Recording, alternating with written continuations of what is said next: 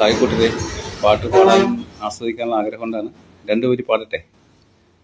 രണ്ടു മിഴികൾ, നാലു മിഴികൾ, ആറു മിഴികൾ, നമ്മളിൻ മനസ്സുകൾ മൂവന്തി അണയും യാമത്ത്, മാനം തുടിക്കുന്ന നേരത്ത്, മുന്നിലും പിന്നിലും പാറുന്ന മിന്നുന്ന താരകങ്ങൾ പോൽ നമ്മളിൻ മനസ്സുകൾ, മിന്നുന്ന താരകങ്ങൾ പോൽ നമ്മളിൻ മനസ്സുകൾ.